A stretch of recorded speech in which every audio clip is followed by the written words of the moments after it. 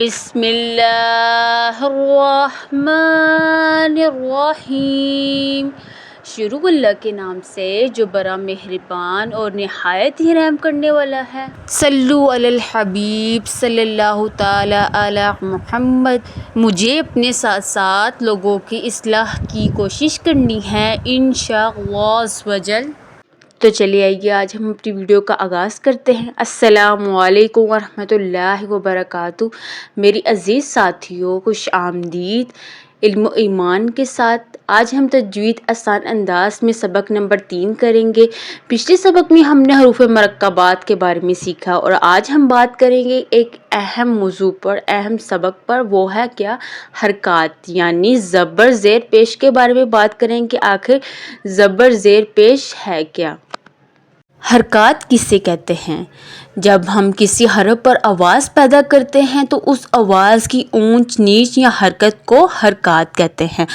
حروف کو پڑھنے کے لیے حرکات بہت ہی ضروری ہیں۔ حرکات 3 قسم کی ہوتی ہیں۔ کون کون سی؟ پہلے زبر، دوسرا زیر اور تیسرا پیش۔ زبر فتح، زیر کسرہ اور پیش دمہ کو کہتے ہیں۔ تو چلیے یہ سب سے پہلے ہم بات کرتے ہیں زبر کی۔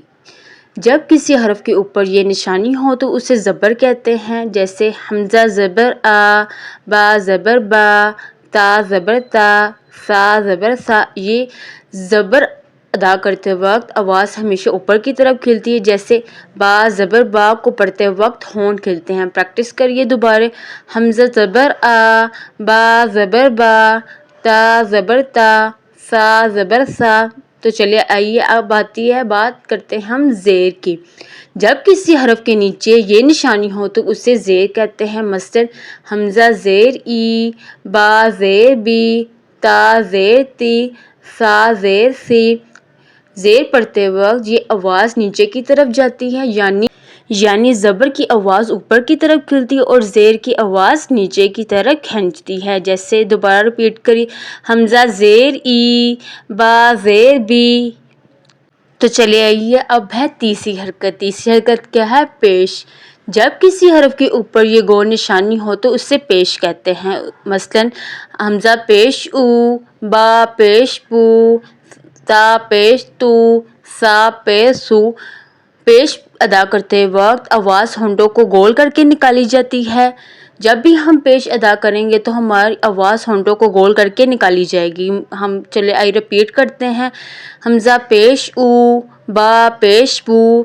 تو چلے آئیے اب ان 3 حرکات کو ایک ساتھ پڑھتے ہیں۔ ان حرکات کو پڑھتے وقت یہ خیال رکھنا آپ نے کہ ان کو آپ نے نرمی سے پڑھنا ہے، زیادہ اس کو کھینچ کر نہیں پڑھنا، نرمی سے اس کو ادا کرنا ہے۔ جیسے حمزہ زبر آ، حمزہ زیر ای، حمزہ پیش او، آ ای او، با زبر با، با زیر بی، با پیش بو، با بی بو۔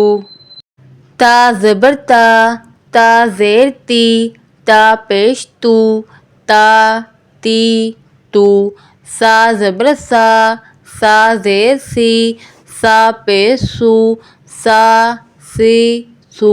جیم زبر جا، جیم زیر جی، جیم پیش جو، جا جی جو۔ ہا زبر ہا، ہا زیر ہی، ہا پیش ہو، ہا ہی ہو۔ آج کا یہی سبق تھا ہمارا۔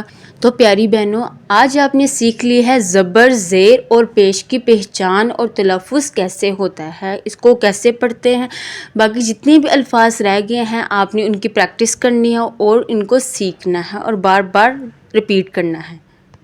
یاد رکھیں، قرآن پاک کی صحیح تلاوت کے لیے حرکات کو صحیح پڑھنا بہت ہی ضروری ہے۔ اگر ہم حرکت غلط پڑھ رہے ہیں تو لفظ کا معنی جو ہے بدل جاتے ہیں، اس لیے تجوید ہمیں سکھاتی ہے کہ ہر حرف کو اس کے حق کے ساتھ ادا ضرور کریں۔ اگلے سبق میں انشاءاللہ ہم تنوین سیکھیں گے۔ آج کا کام آپ کا یہی ہے کہ آپ نے حرکات کو اچھی طرح سیکھنا اور اس کو بار بار پڑھنا ہے اور اس کی پریکٹس کرنی ہے۔ اگر ویڈیو پسند آئی ہے تو لائک، شیئر اور سبسکرائب ضرور کریں تاکہ اگلا سبق آپ تک فوری پہنچ جائے۔